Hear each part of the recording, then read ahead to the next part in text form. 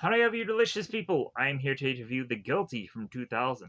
The only thing that I feel that I'm guilty of is having a hard on during any point of this movie because we have at some points where some women are in a towel, some women are in a bath, some people are showing some skin, and I'm just like, dang man.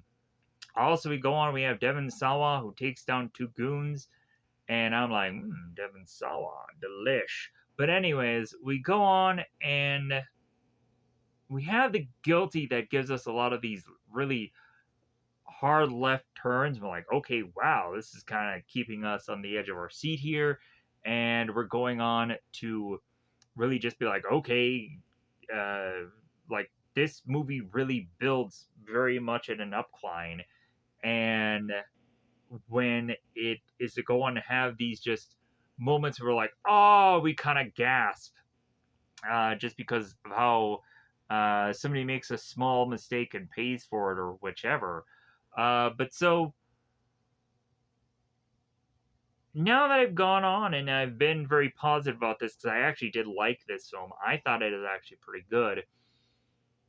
I have to go on and start talking about the negatives. So the negatives are to honestly be that this movie feels very soap opera like, or is to kind of remind me of those Lifetime channel kind of films that would go on and would end up being about like the woman who is to kind of have some struggles going on in her life and this and that, and like it would always be like, oh, like those kind of movies. I would watch them, but of course it's like, okay, we get this is very paint by the numbers. But if anything, The Guilty doesn't go on to feel that way.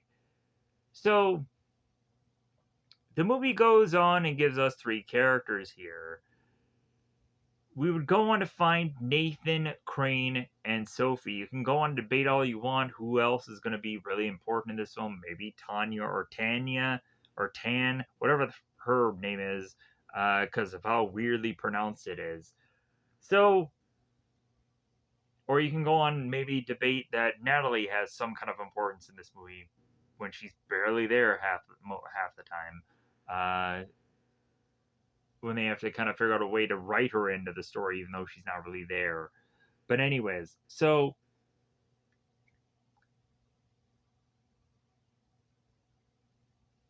we go on to this story and we have Nathan.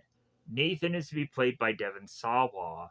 Nathan will, of course, come fresh out of the prison cell to try to make his way back into his day to day life, meeting up with Maddie, who would go on and give him his birth certificate because Nathan is going to go on and try to leave to make his way to this oil rig and hopefully disappear forever.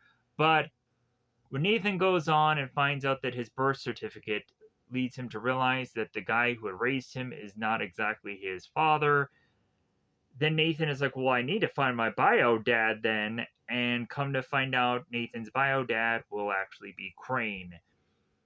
Crane will go on and end up meeting with Sophie, who is to be Miles's kind of underling. And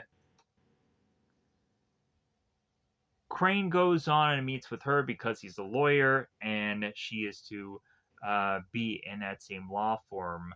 And it seems that Crane cannot go on and take his eyes off Sophie. So he goes on and positions her to go to a bar for them to get drunk, and then eventually one drink after the other goes to her place, and then there seems to be a unconsented intimacy that is to be very one-sided, and I believe even at one point Sophie does black out. So Crane just completely takes advantage of Sophie.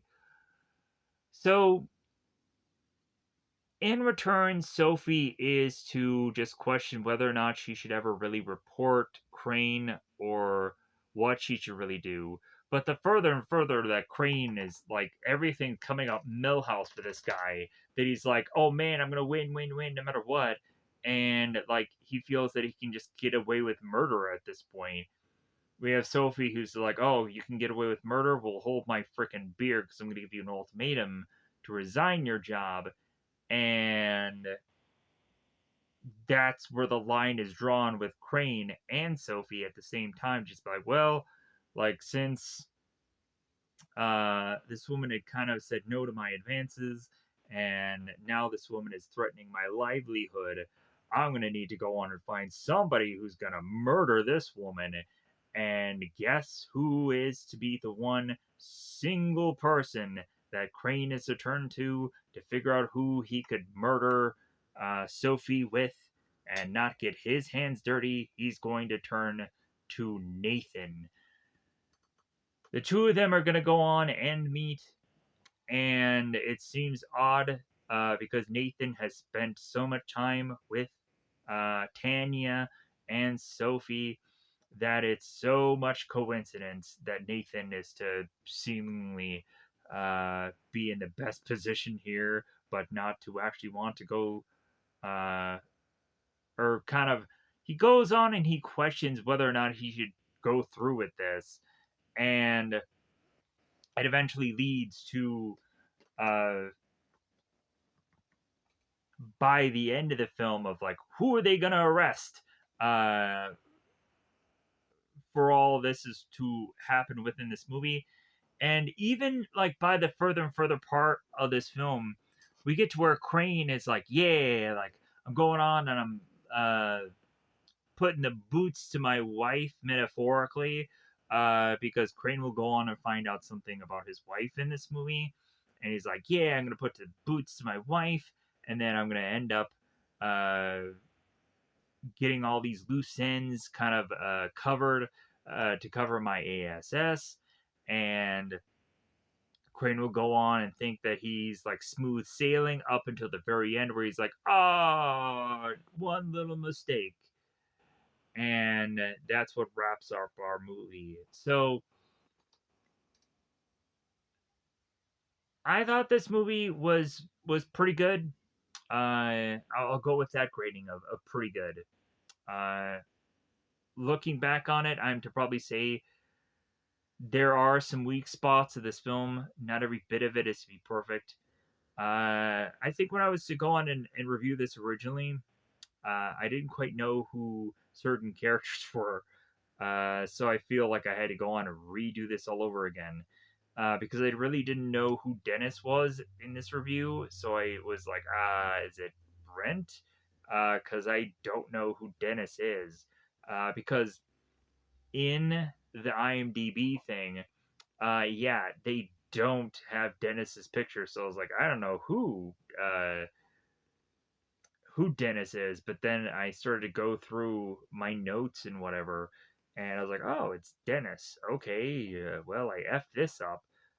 So, with that said, to go on and try to wrap this up even quicker, right now, this movie, The Guilty, is to be available on Tubi, TUBI, or Pluto, and both those apps right now, currently, as like this recording, are to go on and be easy to get into, and they're to be free for you to be able to use. So, by all means, if this movie is still available there, go on and check those out because those are pretty convenient apps. If anything, when I was to go on and try to look it up on the normal apps that I've used to kind of find everything, it wasn't even there, or even if it was there, it wasn't like a good copy of it or anything. So yeah, it's just better off to go into the first two apps that I've mentioned, um, for sure. But if anything, maybe in the future, if Tubi uh, and Pluto aren't an option, then maybe you can probably go through my other options of whatever future date that you were to go on and watch this in. But anyways, I think it's about that time to just push into spoilers, just so that we can get this done and out of the way. I could probably go on and talk about my future reviews. I would probably go on and say that future reviews, I am kind of honestly tempted to do certain reviews that are to probably work out for me stats wise. Then again, I haven't been doing well in the view things of things compared to what I have been doing in the past. So if anything, I'm just trying my best to just keep putting out content. But anyways, uh, I am to go on and be tempted to do a movie called Attack the 50-Foot Cheerleader. Why? Because I'm to see that in my numbers. So that'll probably end up being the next thing I probably review at some point, probably soon. But I've already kind of seen this movie and I kind of groan about it because I'm like,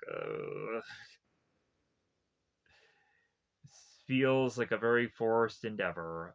So I'm just kind of really, if I'm going to procrastinate with that project, you can probably understand why.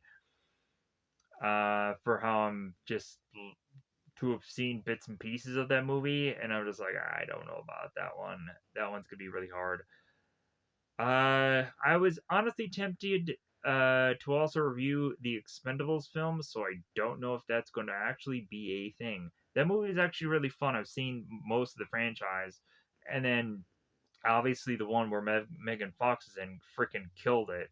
Uh, and I hope no more movies of that comes out anymore because I couldn't bear to to watch any more of them. I really didn't understand why all of a sudden Megan Fox became so important. I don't get that at all for those films. Not saying that uh, Megan Fox wasn't an interesting character in that movie. It just didn't make sense. Like if anything, they already had a female character in that franchise. They could have used her instead of Megan Fox. It would have made more sense. But whatever. But anyways, uh, still future reviews. I still plan on going on as much as possible to try to put more horror into these reviews because it seems to be a thing that everyone else seems to like. Yay, horror things! Because it's October and whatever. Like, regardless of when you watch this, it's blah blah blah day. It's whatever day of the week.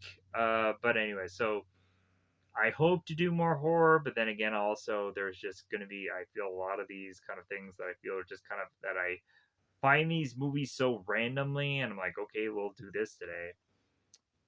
Also, there's probably going to be a number of movies that are probably already mentioned through a number of other reviews that I hope to finally get all of those done as well.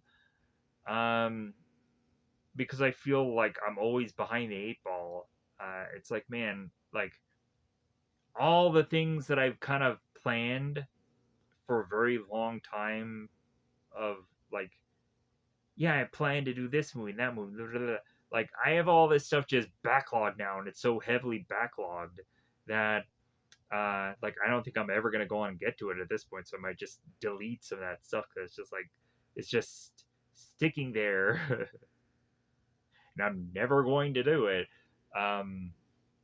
because they're just keep having so many movies that just keeps taking whatever the place of that is. And yeah, so with that said, hopefully I'll go on and eventually, if people are to comment any movie or show that they've been enjoying lately, maybe I'll look into that. I'm also trying as much as possible to just kind of try to do a fair amount of a lot of things in different kind of genres. I don't think I do science fiction enough, obviously. I think I need to find like a really good science fiction film because really for me I don't really like the world ending science fiction things of like I really need to find like the perfect fine wine of science fiction thing. Hopefully maybe I'll find that at some point. But if anything, well, yeah. Uh, let's get into full on reviews. I'll get to my cast list where I want this to go on and help me try to rattle off this whole entire film. But anyways, I think it's about that time to just push into spoilers because who knows how long I'm going to be able to last. So, with that said, thank you for going on and listening to this. Thank you for going on and watching this because I know people may jump off at this point. And then also with my yawning, yeah, not a good sign. But if anything, let's go on into full-on spoilers. Let me know in the comments below. Any movies of any kind of genre that you definitely want to go on and have me review in the future, because it seems like I'm mostly just doing movies at this point now, because it's just easy and convenient, and it's just like a one-off like experience that I don't have to go on and I don't have to commit too much to.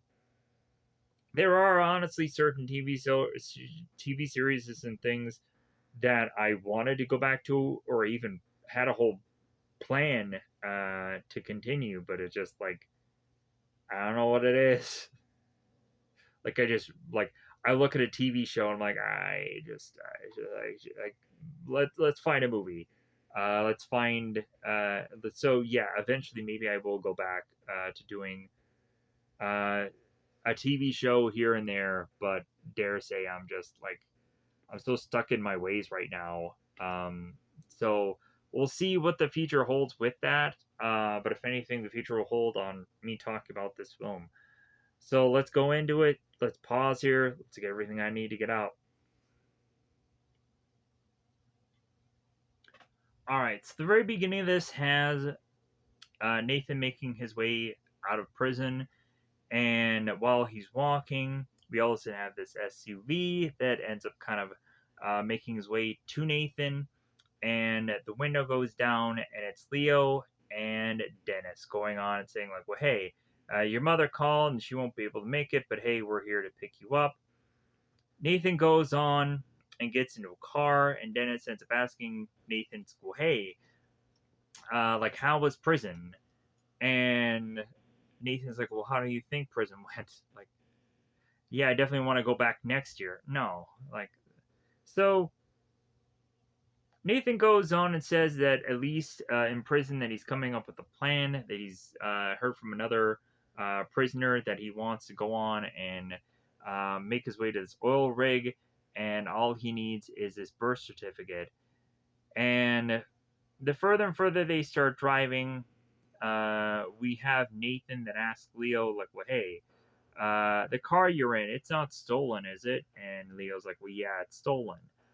All of a sudden, Leo goes on and starts wreaking havoc with this car and driving it crazily as he smashes through this amusement park and then just starts bashing his way through this gumball machine and makes his way through this building, smashes through that, and then goes on to then further start to just steal items from the building that they were in. I think it's like a bar or a liquor store.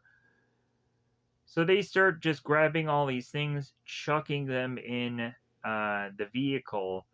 Nathan has gone on to get in the front seat and is going to be the getaway driver, as Leo and Dennis are to go on and get back to the car as they're scrambling out of there. Dennis goes on and says, hey, like, I just got out of prison. Like, I'm definitely not going back, so don't ever do that again. And Leo goes on and tells Dennis, like, well, hey, like, things ain't how they used to be, honey.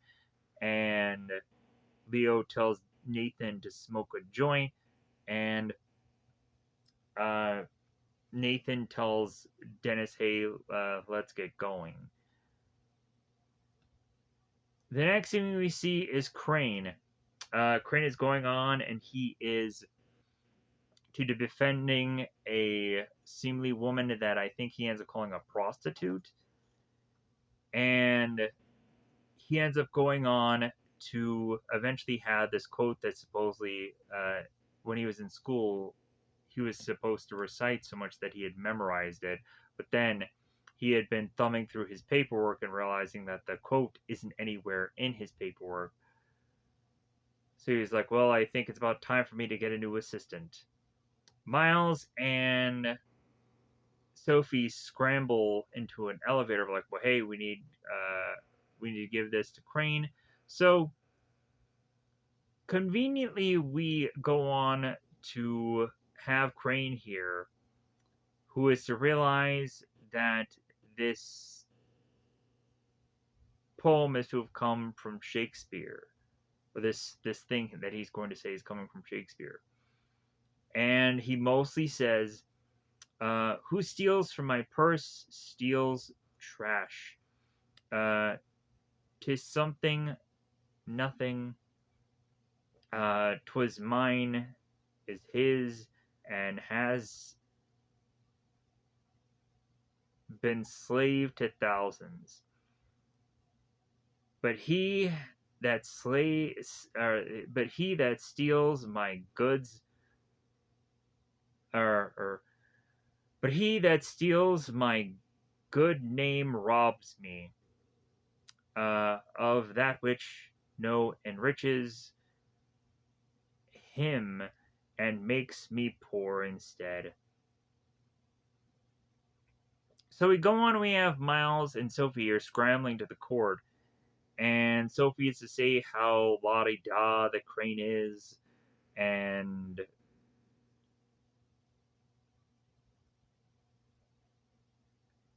so Crane is to go on and seemingly be wrapping up at some point his opening statement. It's a really long-winded statement here, and Crane goes on to mention how the livelihood and career and everything in between could be ruined for his client.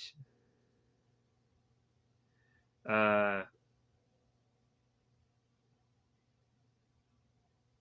Believing that she's nothing better than a common prostitute, so on and so forth.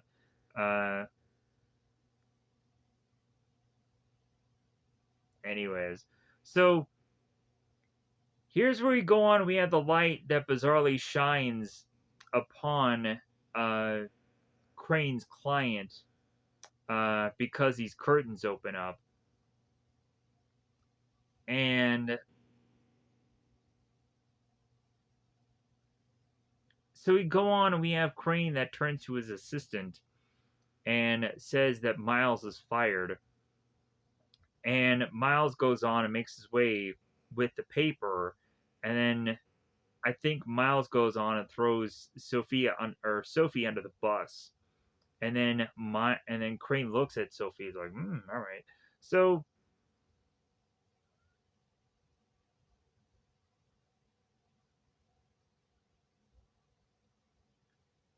we would go on to have Miles ask Crane. It's like, well, hey, how is it that you went on and you got your opening statement? And Crane says, like, well, hey, I got lucky with the weather.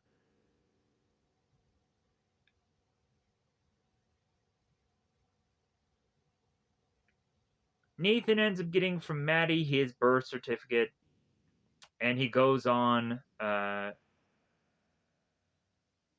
say, like, well, hey, I'm going to go on and I'm going to get my passport. Maddie's like, oh, no, I'll get your passport for you. And Nathan's like, no, I'll get it myself. So as Nathan and Dennis make their way back to Dennis's place, Nathan goes on and opens up his birth certificate and finds out that his dad that raised him is not his biological dad. So Nathan makes his way to the church to speak to both Maddie and both the priest, who is to have been the guy that has supposedly been raising him. So Nathan is to confront his parents about, like, well, hey, you guys lied to me. You guys never told me the truth. The pastor comes in and is to state that, look, well, hey, like, it was your mother's decision to not tell you, to explain this to you. And also the pastor's like, hey, I raised you, so, like, if anything, yeah, like, what does it matter? So we have Nathan that goes on and says, like, well, hey, like, you're not really my dad, so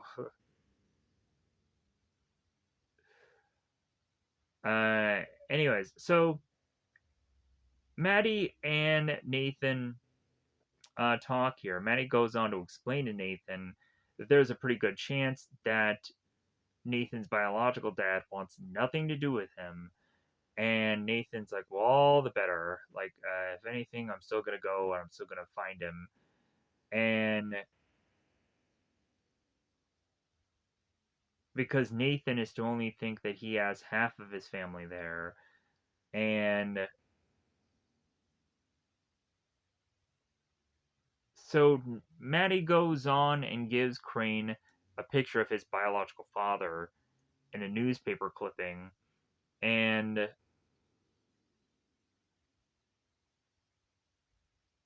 so Nathan leaves. Crane is going on and watching his own self on the TV with his client, and he has gone on to win yet another case. Crane and I believe Brent here are both talking, and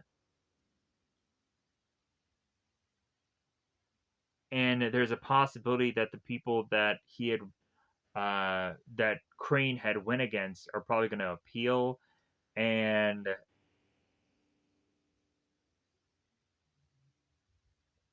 Crane is like, well, hey, go on, have them appeal. Like, if anything, I would even suggest it to themselves to appeal, but like, whatever. Like, uh,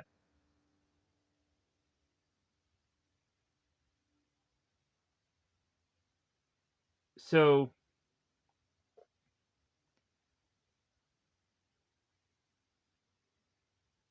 as both Crane and both Brent leave, we have Brent that turns to Crane. It's like, well, hey, give Natalie my love, and Crane says to Brent, it's like, well, I think she prefers or diamonds. Crane goes on to explain to Brent, it's like, well, yeah, it's either she's sleeping when I get home or sleeping before I get to work. So yeah, I never really see her anymore. So that probably goes on and explains a lot.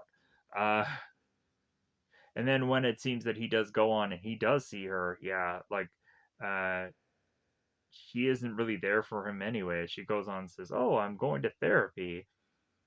'Cause it's good for our marriage." Yeah, it's gonna be really good for their marriage. It's gonna rip it apart. So the next thing we see is Crane has made his way to the office and is getting his keys. It is to notice that Sophie is still working.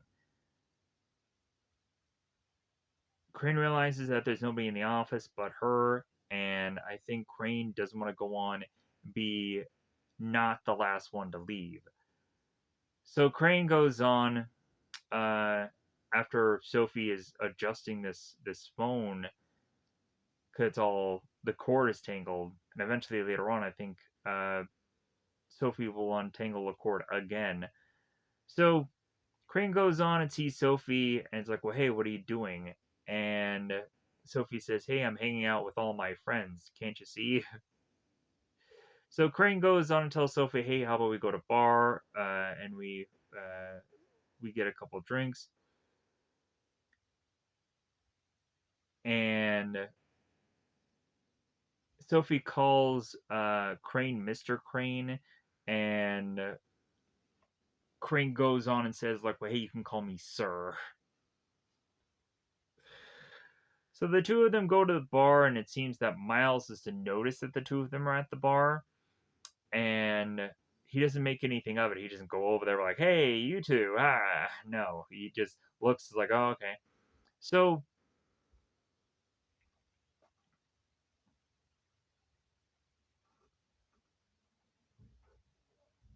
we have at one point where Sophie is going and talking to Crane about how she really honestly wants Miles's job. If anything, she probably feels that she's overqualified. And we also have Sophie that goes on to ask Crane here if he's married, and Crane is like, "Well, I don't even know." Uh,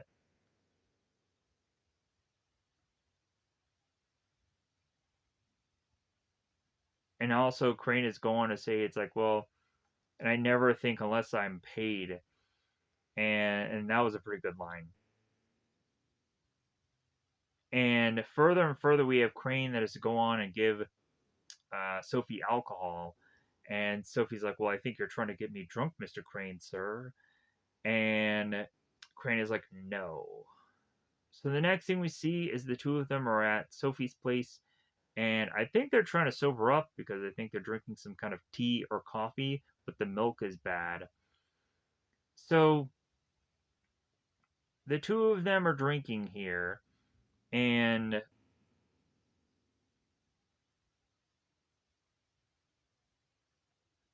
like at this point, uh, like there's a really kind of funny bit of banter here, where I think there is one point where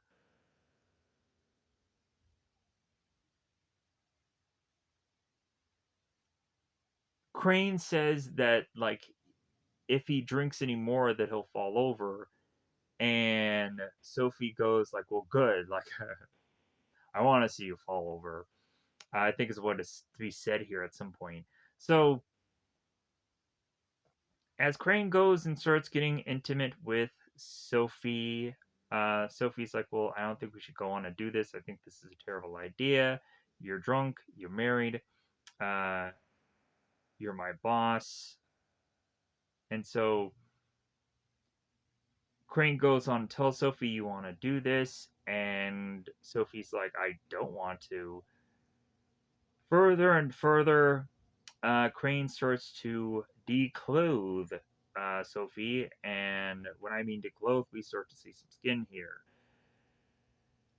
Eventually, both Crane and both Sophie are to fall onto this rug, and we of course get through the point of this to where eventually the following bit of time, Crane is to go on and be dabbing Sophie in the face with this towelette or this towel, waking Sophie up, and Crane apologizes and says that he was drunk. And Sophie tells Crane to leave, and so he does. Crane makes his way back uh, to his home, speaking with Natalie, asking, "Hey, Crane, is that you?" And Crane looks in the mirror and he says, "No." The next thing we see is that Crane is outside, it seems, or uh, he's in a place where he is kind of looking out this window because he's always seeing his glass in front of him. So Natalie and Crane are speaking, and it's all because Crane is to kind of get just annoyed with Faith practicing on this piano. He tells her to stop.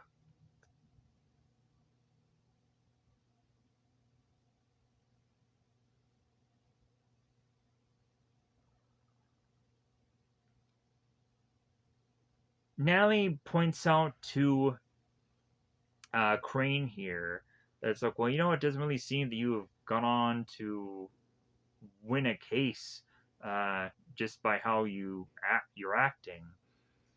And also, she goes on to ask him like, "Well, hey, why aren't you at work?" And Crane is like, "Well, like I'm not going in for a while. If anything, I'm taking a vacation." And Natalie's like, "Well, hey, I'll help you pack." So he'll leave.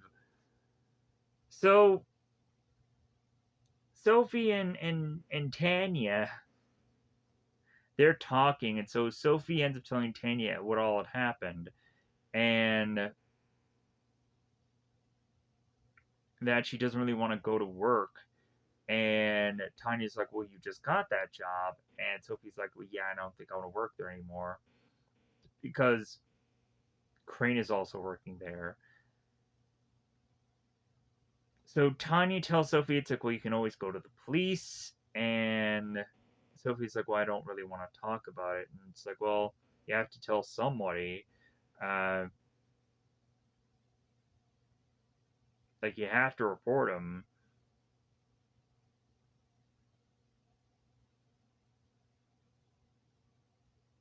We have Sophie that says, like, "Well, maybe I led him on."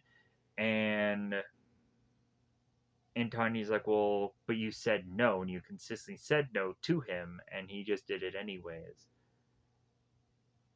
And like, are you really gonna go on and let him get away with it?" And of course, Sophie's like, "No." So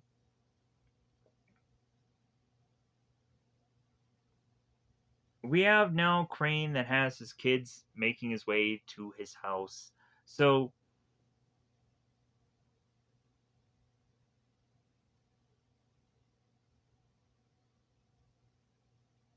we have Natalie going on and talking to Crane about someone who's going to come in and say, like, well, hey, don't ask him about his job because they had fired a bunch of people in his agency.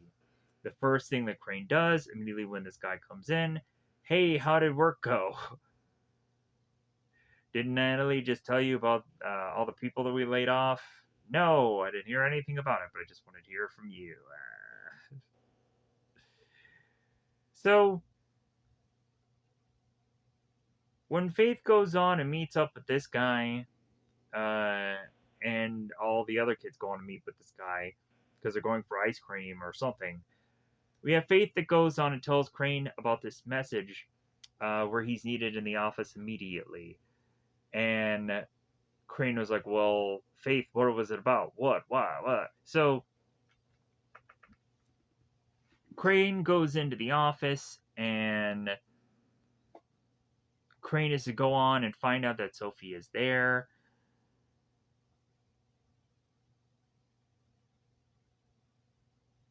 And Miles is going on and stating how there is a person waiting for him in the conference room ceiling because this guy has been waiting for a very long time for Crane now. So Crane goes on, makes his way to the conference room, and finds Sophia there with a tray of mug of tray of drink and this and that. So we have Crane that goes on and kind of does this kind of half apology, and we have Sophie that goes on and says that she'll take the stairs because she knows that she'll probably end up in the same elevator that Crane will be in, so she's not going. Crane goes on and talks to Miles outside the building and goes on to say, yeah, that's Sophie. That Sophie girl. I don't really think she's working out for us. I think you should probably get rid of her. So, Crane is going to go and have Miles fire Sophie. So that way, if anything, if Sophie is to try to go on and talk about the thing that happened to her, it's to probably be written off as like a cheap revenge ploy, and we'll talk about that later. But if anything, it's still going to be true. It still happened to her. But anyways, so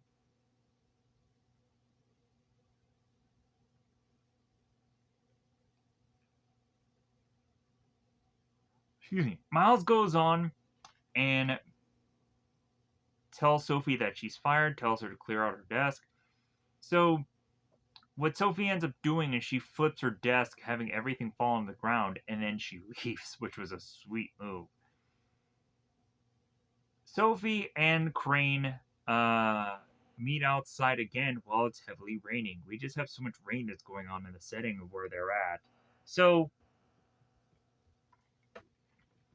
as Sophie and Crane start talking here, Sophie goes on and is getting seemingly legal advice from Crane, saying, like, well, hey, if I was your lawyer, I wouldn't have you go on and you do anything of blowing the whistle on me or saying anything at all.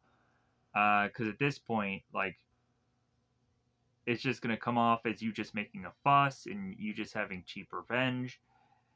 And at this point, it'll just be his word against hers, yada yada. So Crane goes on and tells Sophie, it's like, well, hey, I gave you you're gonna get a month's pay out of this severance package. So they do the whole I'm glad we could have talked, and then they walk away. Crane makes his way back to Natalie, and Natalie tells Crane, it's like, well, hey, you didn't know that you were having like this get together, and Crane completely forgot about it. That he was having a get together from the Department of Justice, and so Crane goes on and accepts this phone call, and then he finds out that he is to be this federal judge. And everybody is to be hugging Crane, like, oh my god, alright, so he did it. So we now have Crane that is outside his house, and he is talking to Natalie, and he is to go on and state, like, do you ever look up in the sky and think that there must be something up there controlling your destiny? And he says this because he will go on and become a judge and he will start to control other people's destinies. And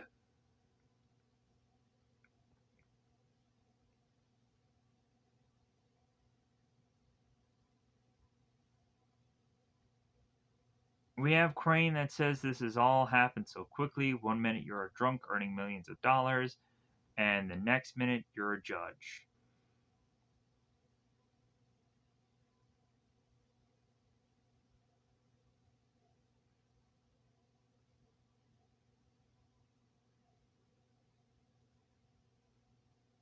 And also, he says that the amazing thing is, I'm actually got away with it. I've got away with everything. Come to find out, while Crane is going on and saying that he's gotten away with everything, Sophie is uh, in his uh,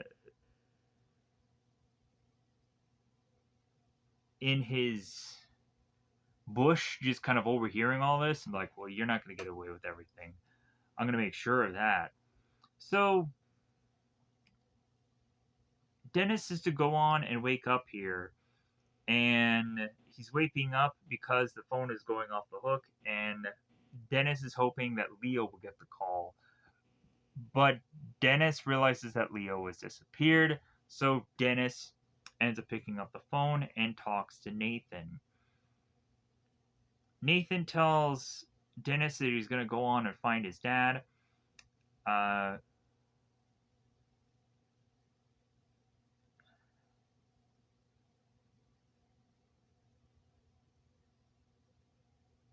and so Nathan goes on and tells Dennis, it's like, well, hey, I had gone on and borrowed Leo's car. So if anything, you need to go on and actually tell Leo that I borrowed his car and break it to him gently.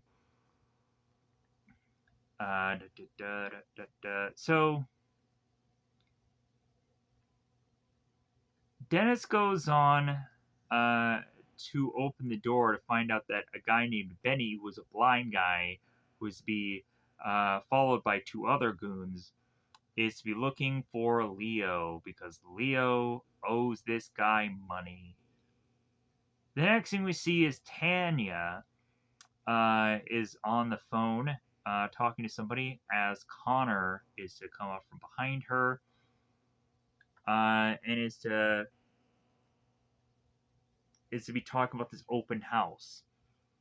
We have Sophie that goes on to appear to tell Tanya to go and get her last paycheck at the law firm because Sophie could not be bothered to do it.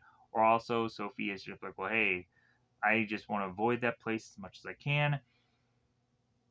We have Sophie that goes on to tell Tanya that she is going on to be getting a job, and Tanya ends up saying, well, what job? And Sophie ends up saying his, meaning she's going after Crane's job. Nathan makes his way to Crane's building and is to try to figure out exactly where Crane is to work at. So Crane gets onto the elevator, he makes his way to Miles, and Nathan is to go on and ask if uh, if Crane is to be here because he's looking for him. And Miles is like, well, Mr. Crane doesn't even work here anymore. And Nathan says to then Miles, like, well, hey, do you have his address here? Like, or do you know where he lives? And Miles is like, well, hey, this guy is a freaking federal judge. Like, I'm not just going to go on and give his address out willy-nilly to anybody. Eventually, Miles goes on and gets a phone call because of a paycheck, because Tanya is there to pick up the paycheck. So, uh, realizes that the paycheck is for Sophie. So yeah, so they kind of let that all happen there. Miles goes on and then turns back to Nathan. Is like, well, hey, if you really are uh, to say that this is important to you to meet with this guy, then he'll be here tomorrow. But until then, F off, basically. So Tanya goes on back into her car to leave.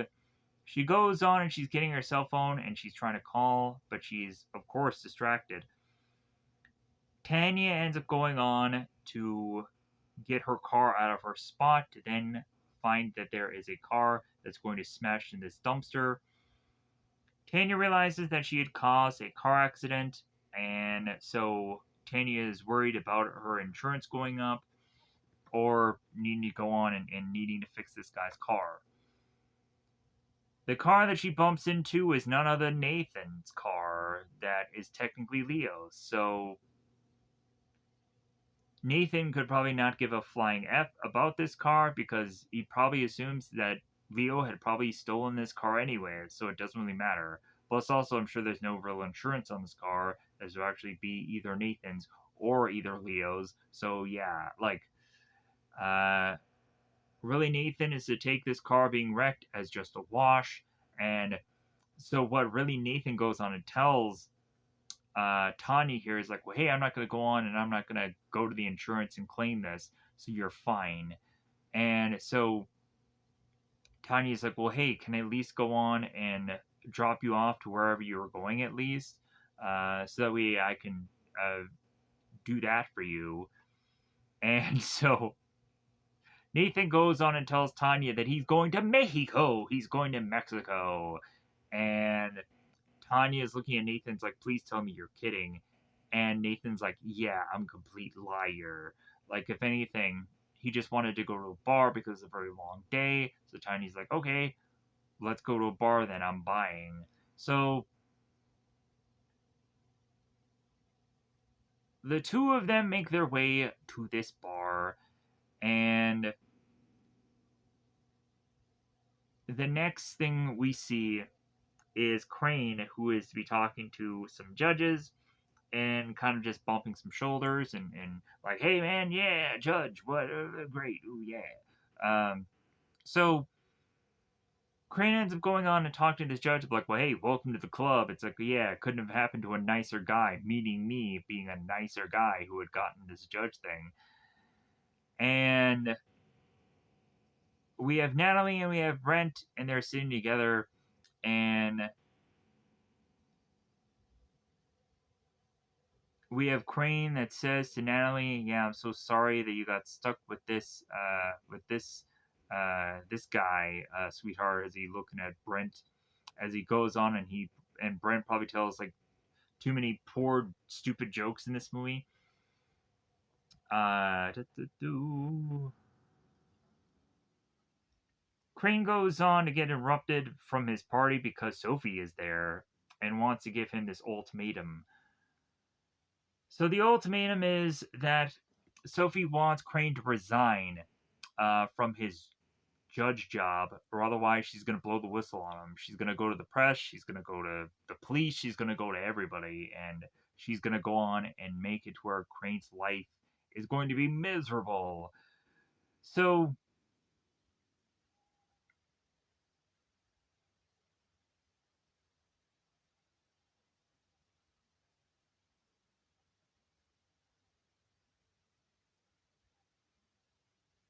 I'm trying to think here if there's anything that I kind of left out.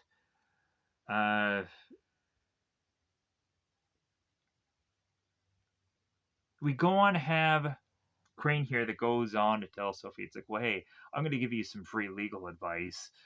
Be careful of how you handle this. Do you have any idea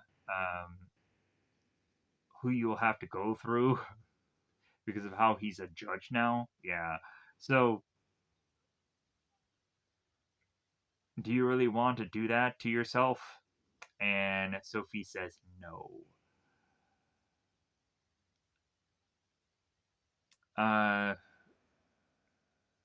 but she says, "But I will unless you don't resign."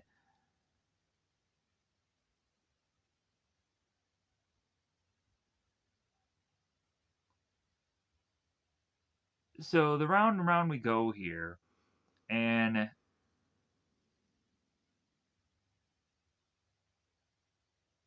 we have Crane that goes on and says like, uh,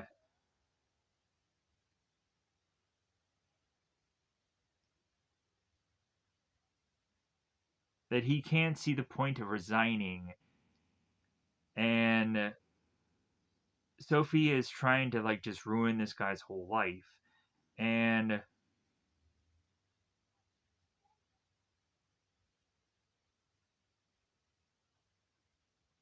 Sophie is not wanting to bargain anything else, uh, because of what he did to her. And Sophie says by the end of the week, if Crane hasn't resigned, that she's going to go to the papers and she's going to go to the police. And Sophie is to see herself out. Sophie makes her way back uh, to see that Nathan and Tanya are in the kitchen and they're cooking. Oh, this is the part that I think I missed earlier when I was trying to figure out what the heck was going on. Because it's like, hey, I missed a little gap of something, and here's where it is. So Nathan is to go on and explain everything to Tanya, that he's gone to prison and that he is to be out now. And after seemingly Sophie is kind of hearing this off in the distance, she does obviously not trust this guy. And also, I don't think Sophie even trusts that Nathan is in the same like apartment as them. So Sophie and Tanya kind of have this moment in a separate room, and Tanya explains to Sophie how she really likes this guy. If anything, hey, don't put your claws in him. Like, don't know. Like, if anything, Tanya's hoping that she's gonna get lucky, and that Tanya's even saying that this guy is gonna spend some time here. Sophie's like, no. Uh, it is kind of interesting because Nathan will be forced to have like a sleeping bag, and he'll basically just sleep uh, in front of their front door. It becomes just really interesting to see that consistently play out throughout the movie. So Tony tells Nathan that he just can't live with them. So Nathan can't live anywhere else. So he just again he puts a sleeping bag out and he just sleeps in front of the door. Nathan starts to go on and is to just be slopping in his couch, getting the last bit of champagne that he still has. And Nathan and Crane are having this kind of back and forth. And here's where Nathan goes on to ask. Here's where Crane goes on and asks Natalie, it's like, well, what was to happen if I was to not be a judge anymore? And Natalie's like, well, then you wouldn't be much of a lawyer either. And so what are you going to do for the rest of your life? And Crane is like, I don't know, maybe I can just wing it and just figure it out. And Natalie's like, no, like, I don't want you to just go on and just quit being a judge and just figure out what you're just going to go on and just do for the rest of your life. Like, that doesn't seem like a well thought out plan. That just seems insane. And then so she leaves. So Crane goes on, makes his way back to the office, and Nathan follows. He goes on to have this newspaper clipping, and he has it in his hand. Crane goes on and makes his way to the parking lot, and Nathan follows. all of a sudden there's to be two thugs that are to want Crane's wallet, and Nathan springs from behind him, takes down one of the goons, and then is to fight the other. We have at one point one of the thugs drop, and a knife comes out, and we would go on to have a Crane that kicks the knife away from this thug. Crane goes on to make his way into getting to his car, and both Crane and Nathan over here, the security guards, and that they're calling the cops, and I think alarms are going off. Nathan starts running, and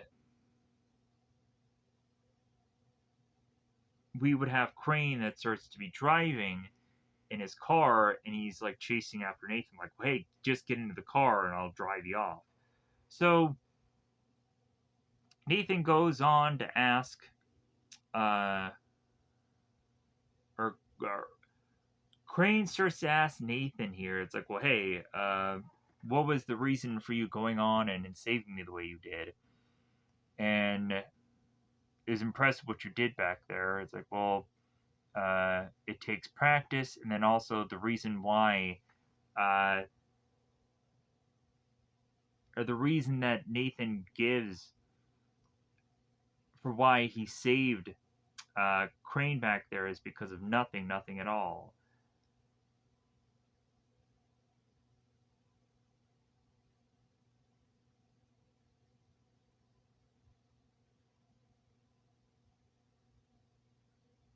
We have Crane that goes on to ask Nathan what exactly he does, and Nathan replies, like, well, a variety of stuff, I guess.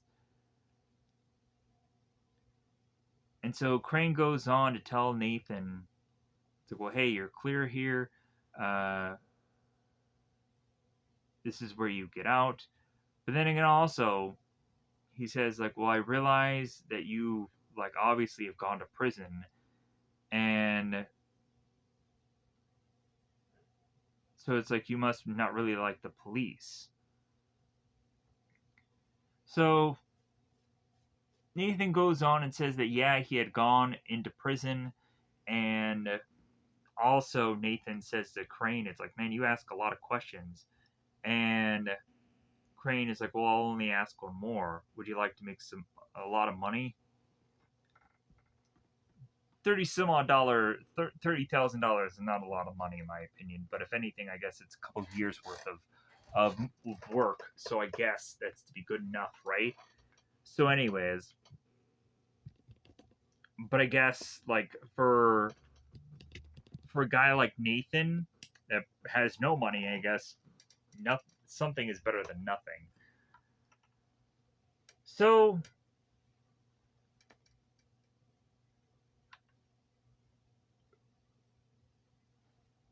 Nathan is to report back to both Tanya and Sophie here, and is to mention to them that he'd seen his father, and he's gonna go on and see him again soon.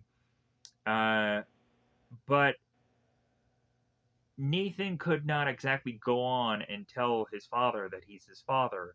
But Crane is to simply offer Nathan a job opportunity, so he's gonna have to go on and be here till Thursday.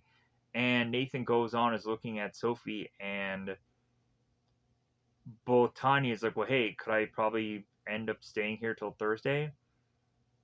And yeah, you're gonna be staying in the freaking doorway. So here's where Tanya is to point to Connor and say, hey, Nathan, this is Connor. And Connor is to be the one working with them. And so the next thing we see is Crane. Crane is going on and he's drinking some alcohol. He tosses the alcohol into the fireplace. And then he goes on to find online or through a private investigator that faxed him this some pictures of Sophie. Crane goes on to take these pictures and put some gloves on his fingers so that way no evidence. Puts it in this envelope and is to second guess doing this, and so he takes the paper and he crumples it up. Nathan goes on to make his way to both Sophie and both Tanya's place. Connor ends up opening the door, and he's stating here that he's going to try to make food for only 2 people, and that Nathan's not coming in. So, he says, Connor says that he's cooking Sophie's dinner. I kind of missed that point, so I kind of luckily had in my notes that kind of left there. So, Nathan will go on and realize that he's like, I'm going to put a wrench in between this. So, Nathan makes his way down to Sophie and tells her that there was nobody at the door, that he's been knocking for hours and no one answers. So, Sophie realizes, like, well, hey, maybe Connor wasn't to go on and be cooking then. So maybe he ended up deciding to do something else. So Nathan ends up saying to Sophie, it's like, well, hey, do you want to go to a diner then? And then the 2 of them leave for a diner.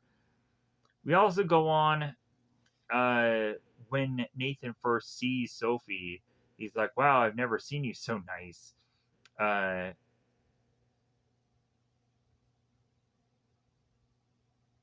And that he says that I'll want to remember you look like this always.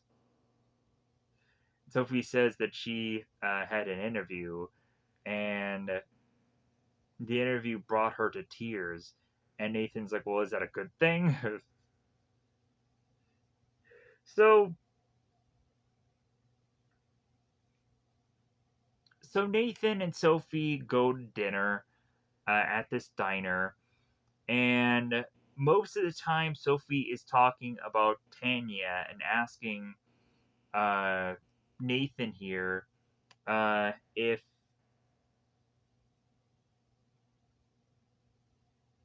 he will think that Tanya and him will end up together. And Nathan's like, well, I'm not really sure. If anything, I'm not a really good judge of women.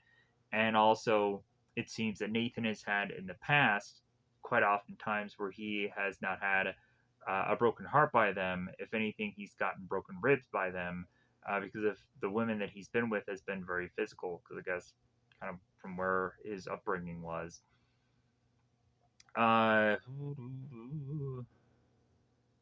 Nathan ends up going on and asking Sophie how long that her and Tanya have been friends, and like since 7th grade. And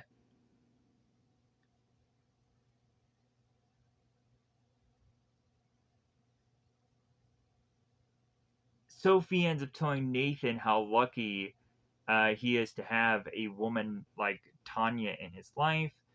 And Nathan ends up turning to Sophie. It's like, well, hey, it's a good thing that we called ahead for reservations because there's absolutely no one in this diner that the 2 of them are having this exchange in.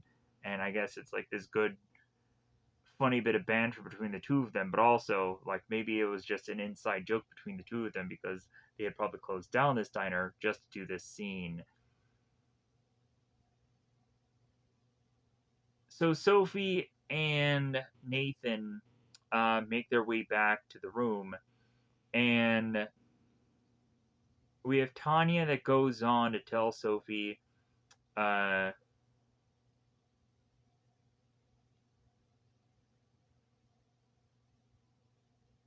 it's so incredibly selfish of her because since the 2 of them are both together coming back now, it's like, oh, well, like, Sophie is trying to steal Tanya's man.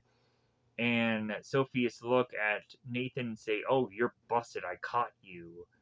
So Sophie ends up finally telling Nathan that he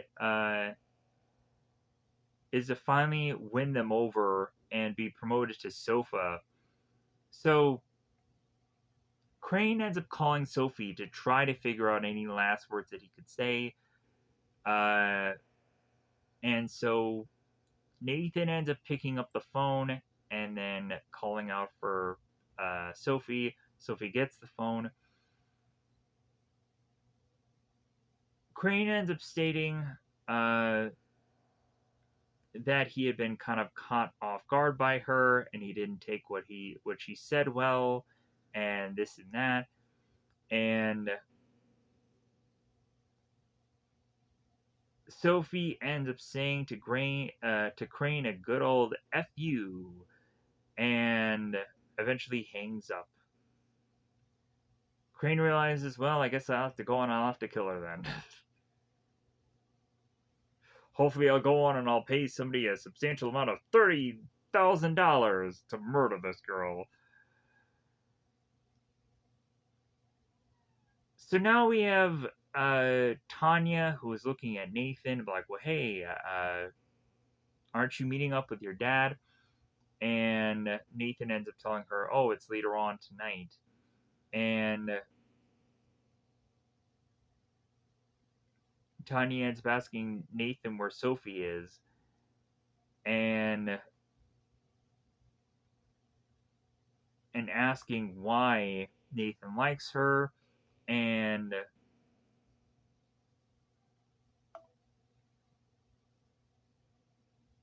why do men find her so attractive, and eventually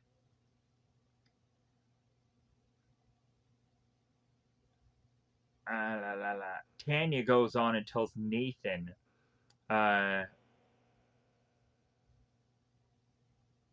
to just be careful tonight because sometimes people can turn out to be a real big disappointment. Looking right at Nathan, I'm like, yeah, disappointed you, Nathan. You could have had something between the sheets. But no, Nathan, you were like, oh no, I'm just gonna go on after another woman. Dude, you could have had all that Tanya, and you just blew it. You just blew it, Nathan. You really did. You could have had a slam dunk, but instead you're just like, no, I just want to be challenged. I want to just go to the Sophie girl. And, like, also, like, in all honesty, with Devon Sawa going after this girl the way he does in this movie, it kind of reminds me of him doing the exact same thing in Slackers, where Devon Sawa's character in Slackers goes after the exact same girl that he was supposed to have the guy that he was supposed to like try to groom this girl for, or vice versa, whatever. Uh, Devon Sawa goes on and gets in the middle uh, of and effing up this girl who is supposed to be met for this guy, and yeah, like the whole crux of that thing is that the guy is holding over like Devon Sawa and his friends, that he is to find out that they are cheating on this test. And it's like, well, hey, like, I'm gonna keep your secret about you guys cheating, but you have to help me get this girl. And so Devon Sawa was like, okay, we just kind of need to find out like anything we can about this girl, and we gotta like get her diary and this and that, and we gotta find out everything about her so we can use it against her. And so yes, so Devon Sawa eventually falls for this girl, and then kind of ruins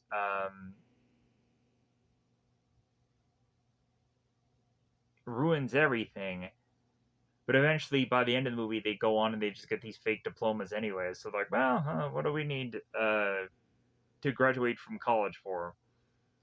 So, anyways, uh, the whole explanation of the Slackers movie within this review, I think I probably spent too much time talking. Anyways, so Nathan goes on and finds Crane in his car, and so Nathan gets in, and so Nathan's like, "Well, hey, I wanted to tell you something," and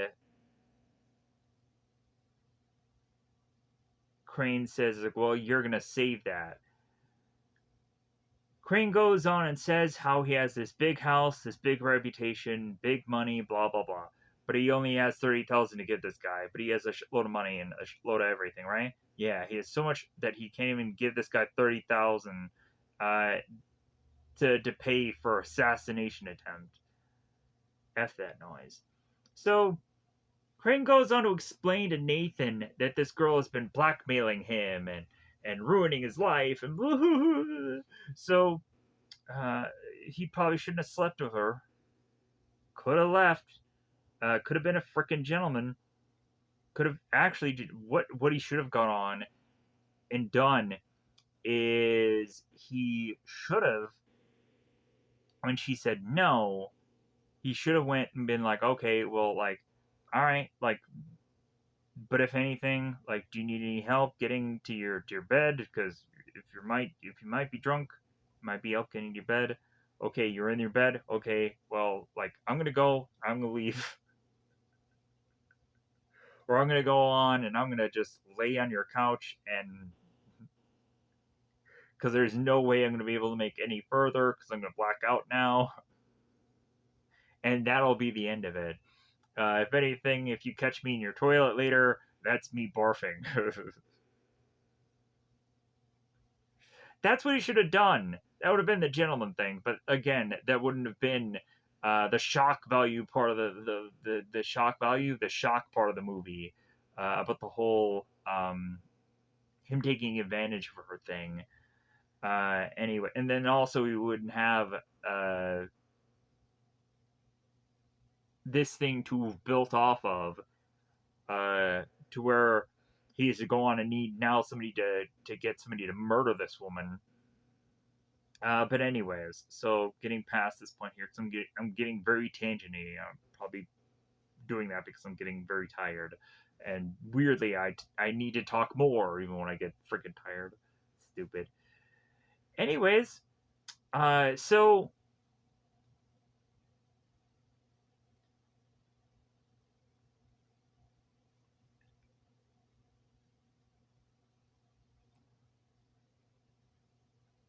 Crane goes on and mentions how uh, Sophie, not by name, but says that this woman is just a problem to him, and Crane believes Nathan is to be the one that can solve this problem. And also that Crane is willing to do this because like this guy needs the money also.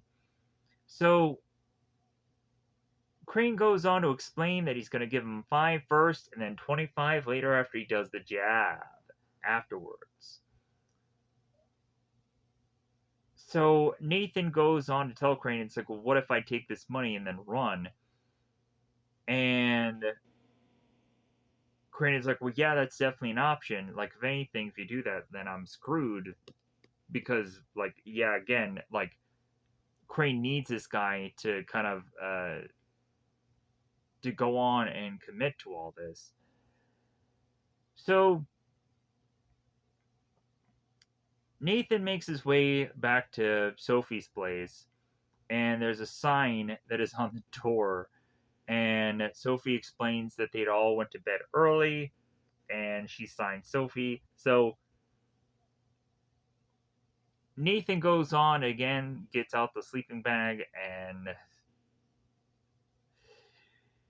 so the next thing we see is that Nathan is talking to both Leo and Dennis about the situation he's in and explains it thoroughly to them and that he's kind of back and forth in whether he wants to do it or not.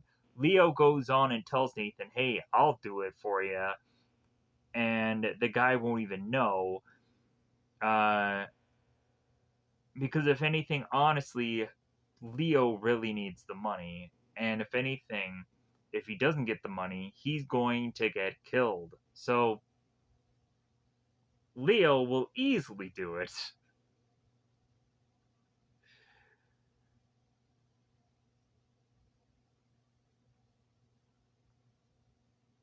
So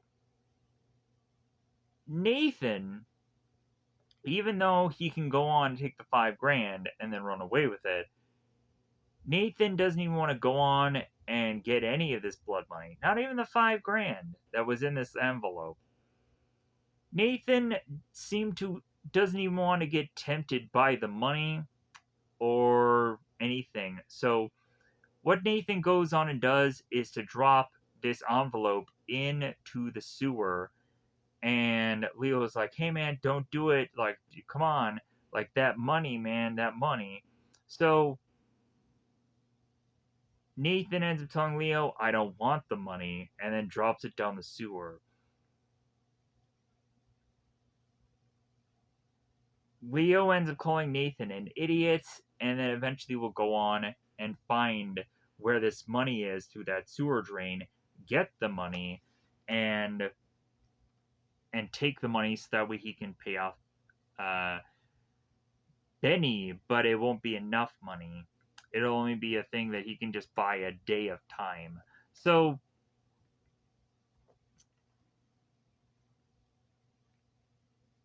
both Crane and both Sophie are making their way through the newspaper. Sophie is going on and hoping that Crane has resigned, and she's looking through the newspaper.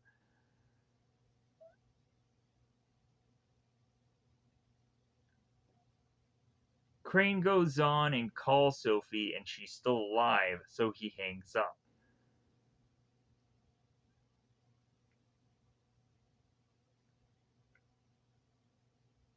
Sophie and Tanya start talking to one another, and Sophie goes on to explain what she had gone on to give as an ultimatum to Crane, but she was never going to go on and call the police or the press. And Crane, I guess, had called her bluff. So Sophie's like, well, I guess like this will just be like 2 ships passing in the night. I'm never gonna report this. I'm never gonna do anything. And so yeah, so like I guess we'll just kind of call it there. So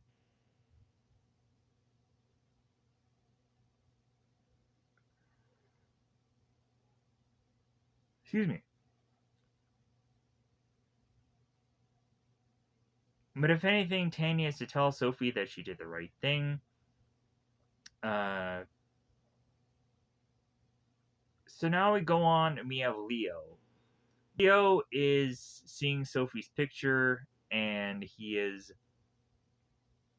to put a gun to this picture, and is to consistently call her a bitch consistently. So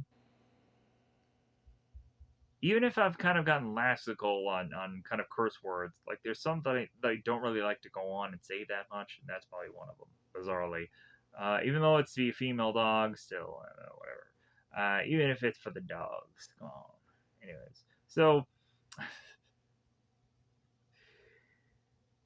Crane goes on and meets up with Natalie, goes on to explain to her that it seems that he's had a real big issue at work lately, but it seems to have gone on and also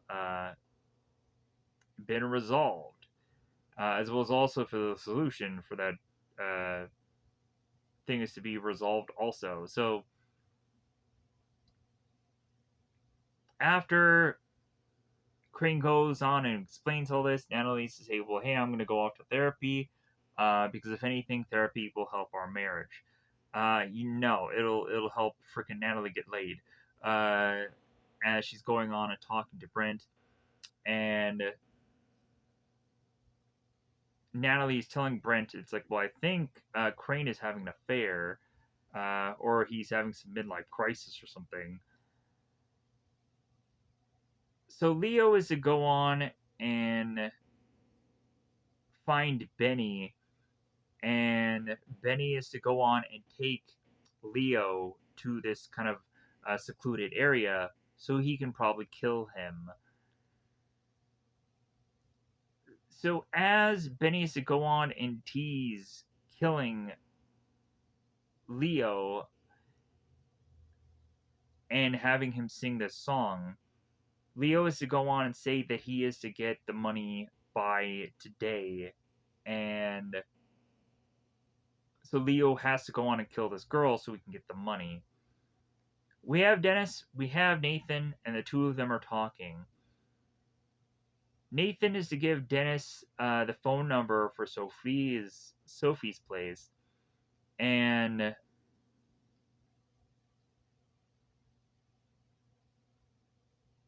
that there's a possibility that he's going to go on and leave because he still, I think, needs to go on and talk to his dad or something. He needs to do something.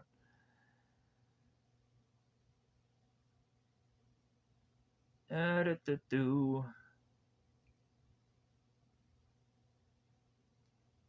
trying to find my footing here. So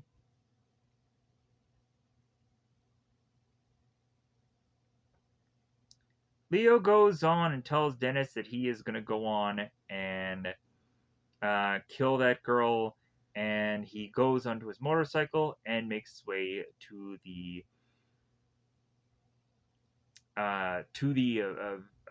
eventual apartment of Sophie's. We go on to have Dennis that is to make a phone call to Sophie's place saying that Nathan needs to call him, that it's an emergency. Oh, Dennis is going on, or Dennis, Nathan is going on and hitchhiking to make his way back to Sophie's place. Maybe to tell her his real true feelings or something or other. I don't really know. Uh, Nathan goes on and talks to Dennis about romance, so I'm like, okay, maybe Nathan was going to go there to convince his love to Sophie, or maybe try to win her over. Who the heck knows? Anyways,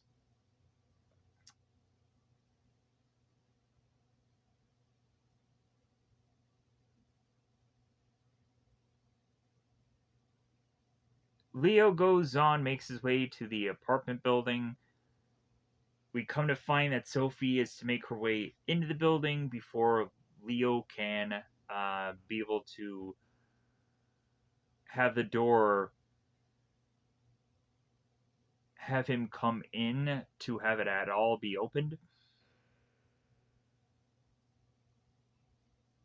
Leo goes on to explain to Sophie that he's waiting for somebody and he would like to wait inside. Sophie goes on and says, no, tough luck, guy. You're not going to go on and get me to open this door. And eventually, on and on we go with Leo needing to explain to Sophie that he's waiting for this girl. And we even get to a point where Sophie is to tell Leo, like, well, hey, there's a bar next door. You can wait for her there. And Leo's like, well, that's not good enough. Da da da da da. Back and forth we go. So, even saying that Leo is waiting for a woman named Miss Gilbert. So,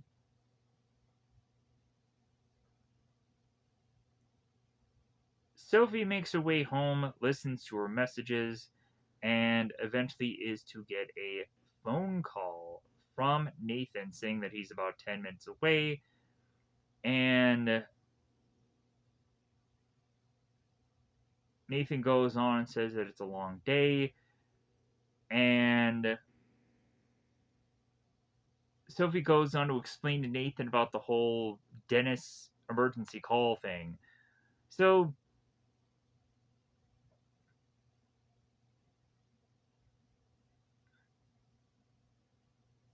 Sophie goes on and tells Nathan, like, hey, like, could he bring his key uh, and just put it through the mailbox? So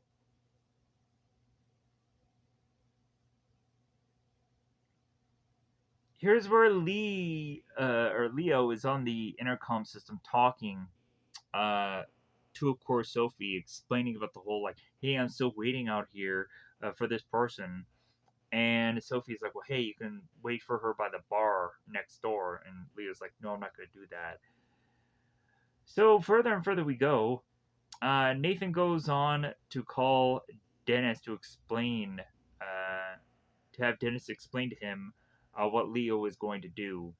That he found the money, that he knows that this who this girl is and where she lives. So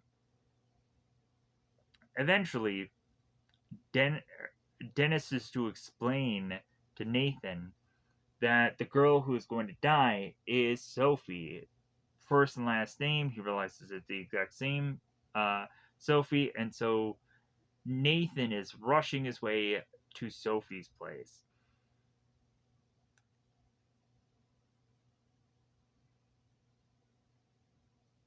Oh, wait. Nathan was to also call Sophie's place, but he could not get a hold of her because Nathan uh, is trying to call, and Sophie is to be answering a phone call from her mother. And it seems that Sophie's mother is having relationship problems. So Nathan tries to run to the building as Leo is trying through windows and fire escapes to be able to get to Sophie. But the closest he can get is roof windows and all these kind of other interesting things.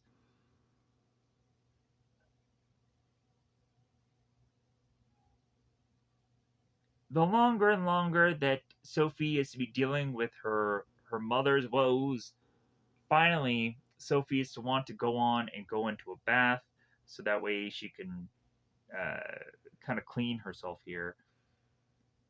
So while that is happening, we have Leo that is to be sneaking in uh, or sneaking around and then sneaking into a window when uh, Sophie gets out of the bath, and Leo will be in Sophie's shower.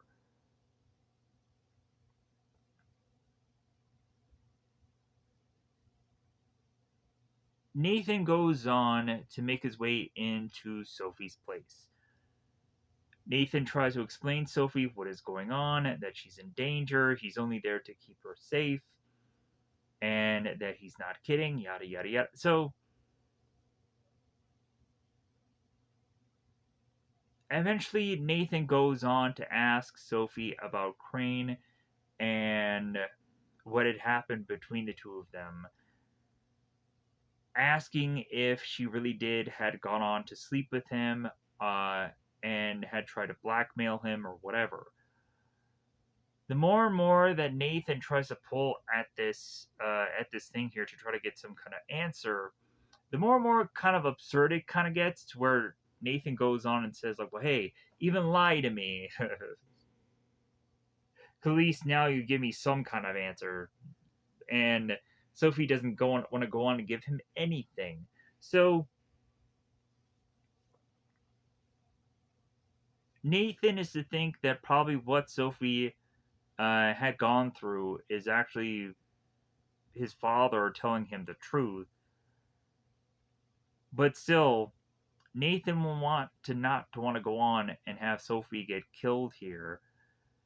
But Sophie pushes Nathan out of her building or out of her apartment room or whatever. So Nathan just tells Sophie, it's like, well, hey, if you need me, I'll be out here, but I'm just trying to protect you. One of the neighbors are to go on and overhear the yelling and what have you, and see Nathan's face. So yeah, there's gonna be a technical eyewitness here. So Nathan makes his way down to the stairwell, and Sophie goes in the bathroom, and then as she leaves, we then have Leo that is to be following her with a gun, and then calling her, of course, the B word. So Nathan makes his way outside to realize he finds Leo's bike. And he's like, oh. So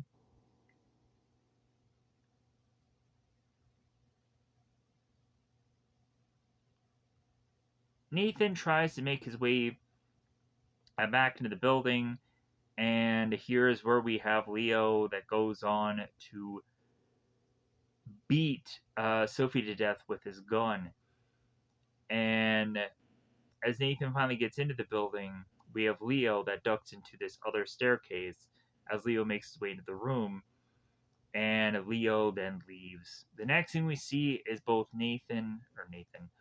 Crane and both Natalie, and they're talking about Natalie's sister and how it seems that Crane doesn't like Natalie's sister, and the whole that Natalie's sister should fly while there's thunderstorms.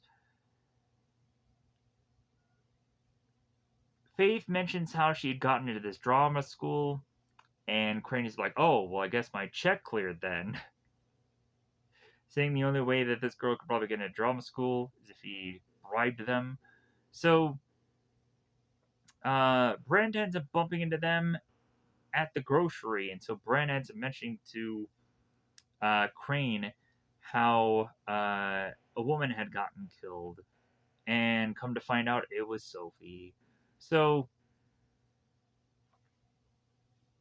Crane ends up asking Brent if there's any leads to who is to have gone on and killed her, and yeah, it doesn't really seem they have anything ironed out yet.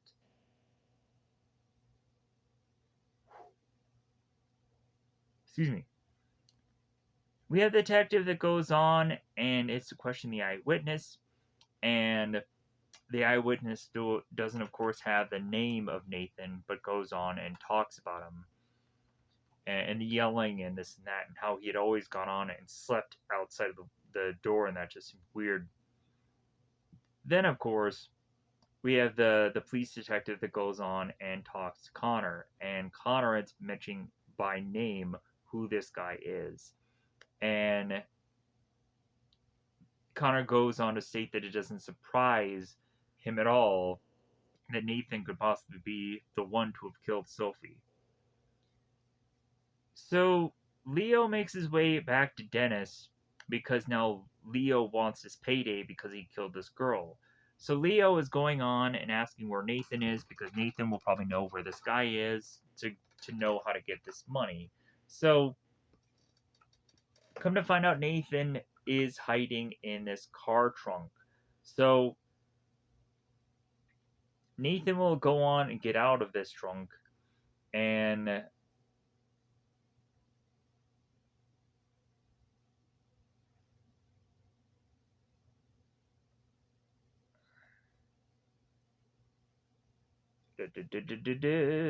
um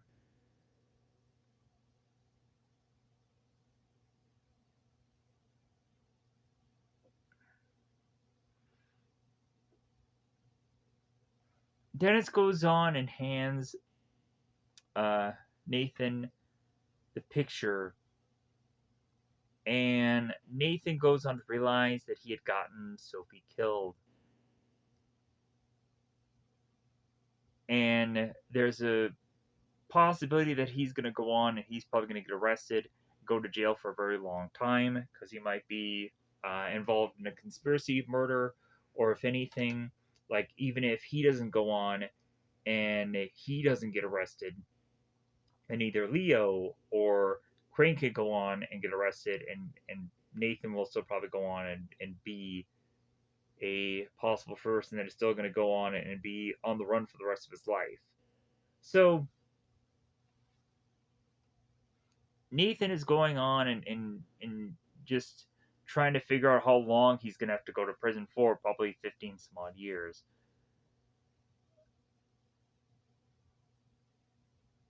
So that's the reason why definitely Nathan is not going to go on and go to the authorities just yet, or because he realizes that he'll probably go on and he'll get turned in. So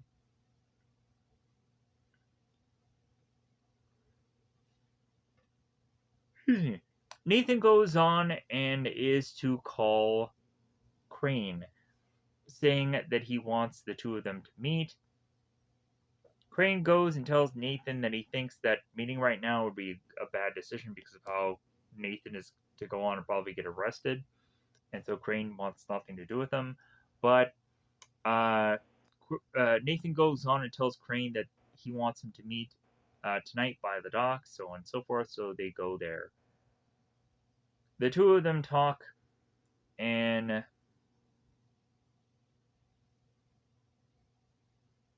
Nathan tells Crane, it's like, well, hey, you don't look happy. And Crane is like, well, yeah, of course I don't look happy because you got caught. And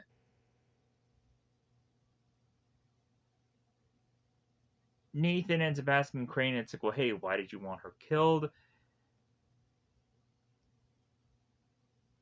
And asks Crane if anything that he said was actually true. And Crane says to Nathan, it's like, well, hey, like, I did this because she was tearing up my life. I didn't do it because it was fun.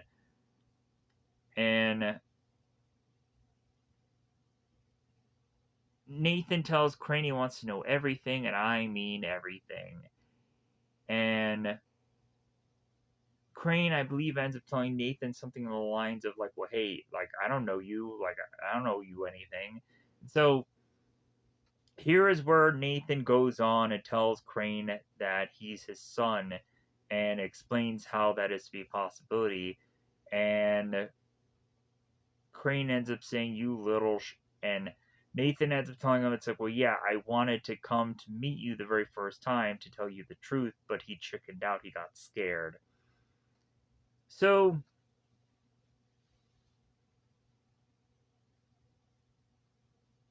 Nathan ends up hiding behind Tanya's back seat of her car, surprises her, grabs her, and tells her to wait. Tanya goes on and states, like, well, hey, give me one reason why I should trust you. And Nathan tells her, I don't have one.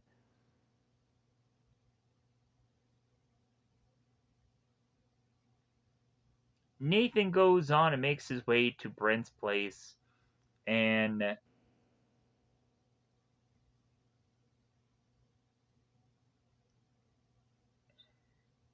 and tells Brent that they're celebrating that he's a father. So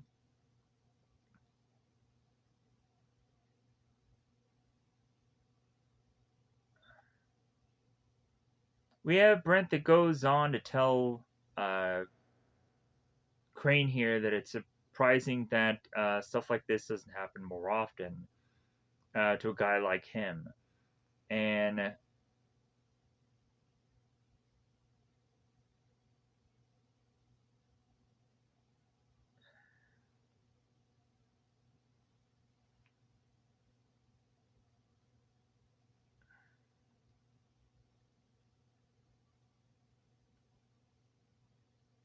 do, do, do, do, do. At the end of all this conversation, we go on to, of course, have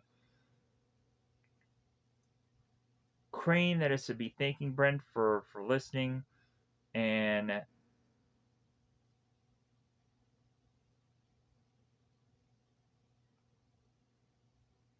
the next thing we see is both Nathan and Tanya, and Tanya is to show Nathan her new apartment, uh, because of course, like she can't go into the other one because of course her friend being dead. There's absolutely no furniture within this new place, because she just got it recently.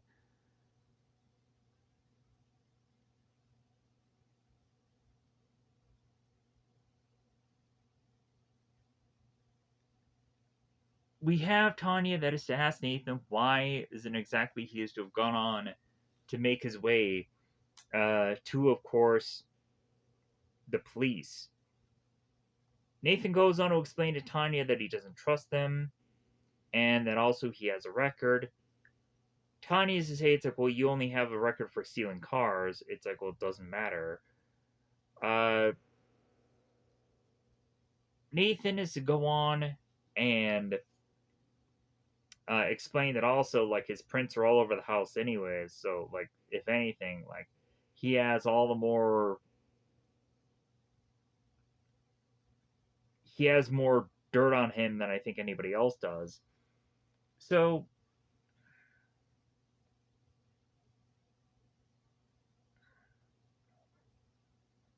Tanya goes on and says that she's scared and that she says poor Sophie and that everything has all just kind of been so much for her. Both Tanya and Nathan are kind of in this spoon position, and so Tanya goes on and on to Nathan about how it would have never worked with Sophie. And in all honesty, Nathan should have just gone on and told Tanya, it's like, well, hey, she's dead, so what difference does it make now? But if anything, yeah, like Tanya is going and explaining in a number of different ways, like, yeah, it would have never worked between the two of you. Yeah, it never would have worked. Yep, nope, would have never worked. If anything, like she just broke up from a boyfriend, and also she had just gone on and just been um, like taken advantage of by this other guy, and this guy was a lawyer, and she was ashamed, and so we have Nathan's like, wait a minute, like who was this guy? And so Nathan then goes on and figures it out that it's like, well, the story that Tanya is telling is about Crane.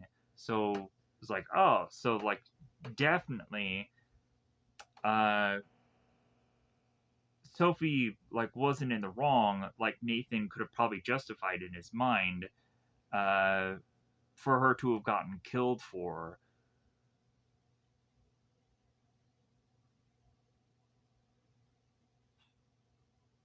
So Crane is to be at his place and is to be watched by Nathan. Nathan goes on and grabs Crane and is to say that he is judge now. Nathan is tied up and noosed Crane now and is holding him over this la, la, la, this balcony that overlooks these stairs, and Nathan is going on and asking Crane questions for him to confess on certain things, and so he pretty much does. And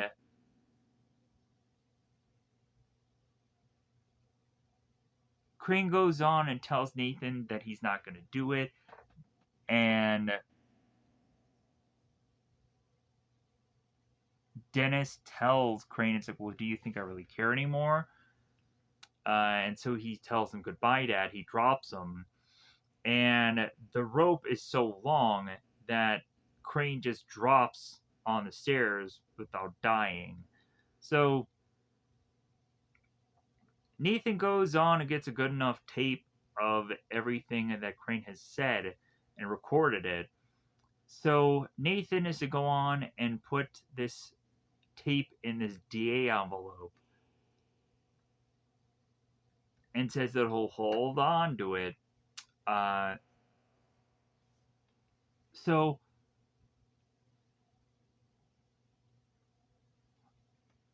Nathan is to use this as leverage against Crane here to say, hey, you can go on, you can make me disappear, you'll have money to be able to do all this. So yeah, you're going to be the one that is going to uh, secure that I get out of here scot free.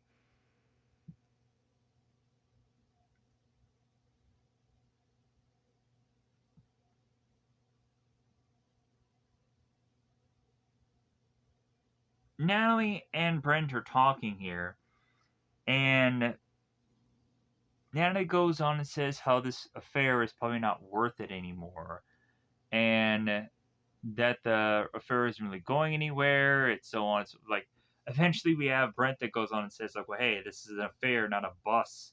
So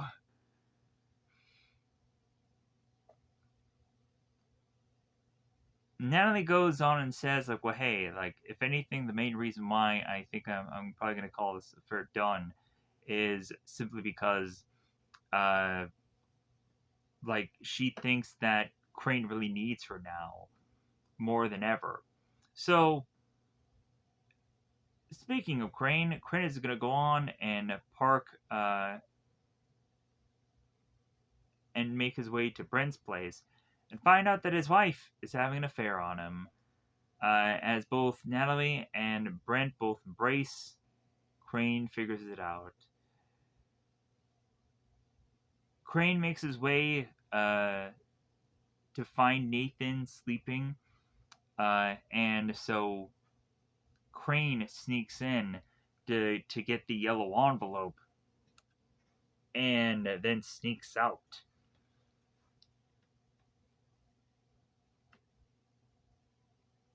Crane makes his way home and sees that Natalie has also returned home as well, asks her how was therapy, and Natalie had said exhausting. Yeah, I'm sure it was. How many times did you guys have that therapy? 3, 4, 5? How many rounds of therapy? Anyways, so uh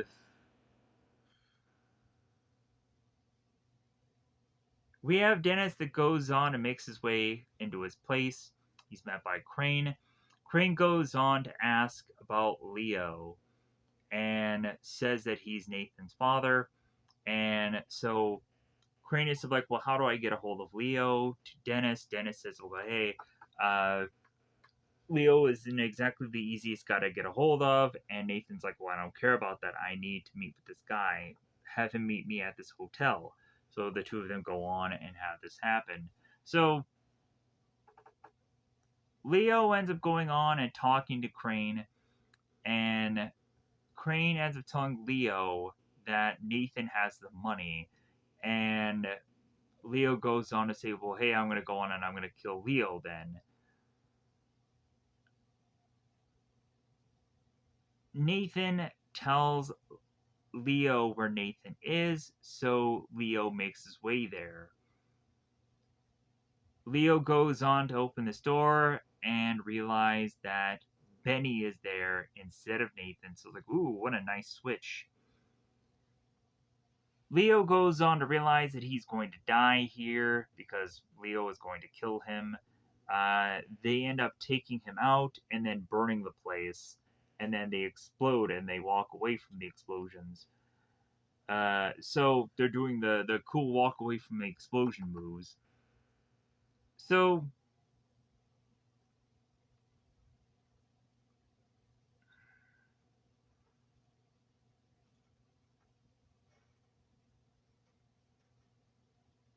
we would go on have Crane that meets with Nathan after the whole explosion went off, and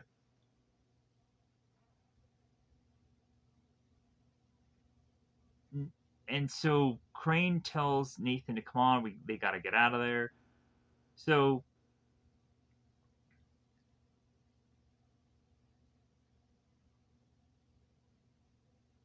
Nathan says to Crane, it's like, well, hey, you took my tape. And Crane tells Nathan, it's like, well, hey, we'll get to that later. Uh,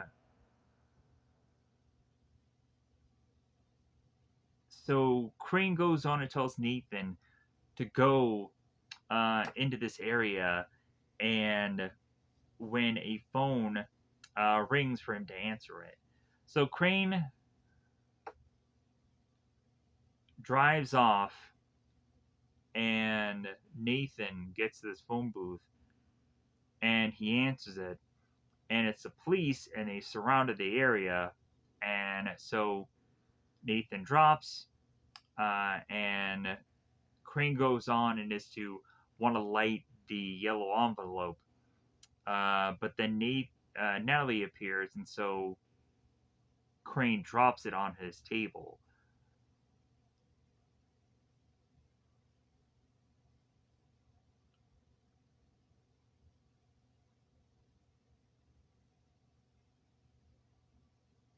Here is where Crane goes on and is to talk to Natalie about wanting a divorce and getting a settlement, and that she's going to go on and take her children and end up with Brent here, and like whatever is cheaper for her. uh, but anyways, so the chief is talking to the detective that's working on this murder case, this Sophie's murder, and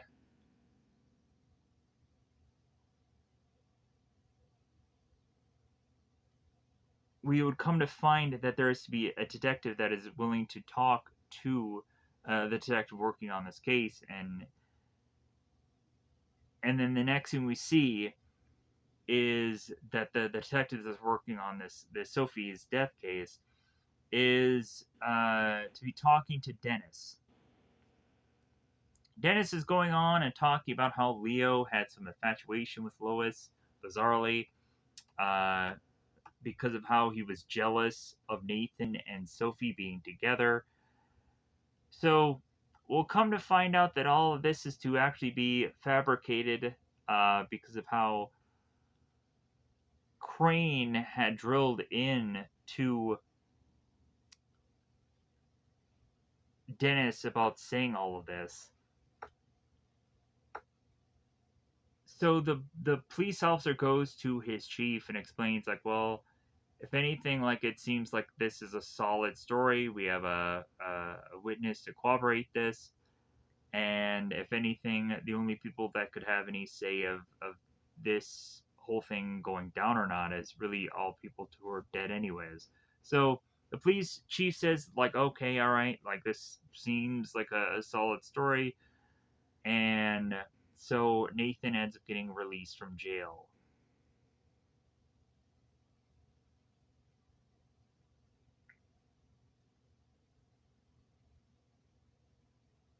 Nathan gets out of jail, goes on and hugs Maddie, uh, hugs Dennis,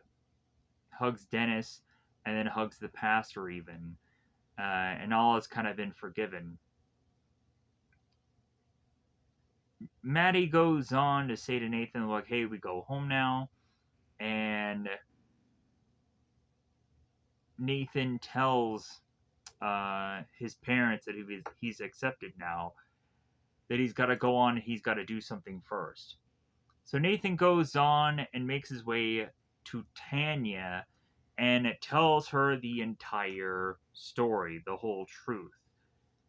And Tanya goes on to say, it's like, well, hey, since you probably told me this whole story now, maybe I'm kind of tempted to turn you in. But Tanya says to Nathan, it's like, well, why did you bother wanting to go on and telling me this whole story? And Nathan's like, well, I just felt that I was obligated to tell you the whole truth. Um, and so eventually Nathan is to go on and walk away here, and Tanya tells Nathan, it's like, well, hey, like maybe you should give me your phone number because maybe I'll go on and I want to yell at you at some point some more about all of this. So really saying that I guess the two of them have kind of smoothed things over and maybe they'll end up together bizarrely, even though Tanya probably can't exactly trust him. But anyways, the next thing we see is that Crane is to go on and judge someone for doing the exact same thing that he had did and is giving him 10 years in prison for this. The next thing we see is that Crane has made his way to his messages on his messing machine, and one of his messages ends up being from Natalie herself, going on and stating that uh, that she had gone to her mother's, that if anything, she has prepared food in the fridge, and that she had also gone on to mail one of Crane's letters that were to go on and be on his desk. That letter ends up being from the DA's office. That was to be the thing that Crane was actually trying to burn. So before Crane was to go on and make this realization, he just also gotten a message from his son saying that he's like, yeah, I don't know how you're ever gonna live with doing what you did. And Crane turns to the mirror. It's like, well, I sentence you to life. So once Crane goes on to find out that his wife accidentally mailed a letter that was to do Crane in, the last thing we see is that these cop cars are making their way to Crane's home. So yeah, so that's how the movie ends, and I'm going to get the heck out of here so I can go on and upload this. Let me know in the comments below anything that you like, because it does help out the channel. It does help out me personally. Just know that people exist out there, but either way, I think it's about that time to say I'm going to get the flock out of here. Because I tried already reviewing this once, I'm reviewing it again, and tried to do this a little bit better second time around, hopefully, or at least just as less time reviewing it and talking about it and whatever. Oh boy. I'm gonna get the heck out of here because I've already been doing this twice now. So bye everybody. Bye everybody.